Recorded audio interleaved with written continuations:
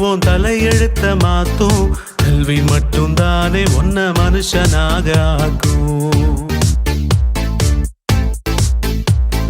கல்வி மட்டும்தானே உன் தலையெழுத்த மாத்தும். கல்வி மட்டும்தானே உன்னை மனுஷனாக ஆக்கும்.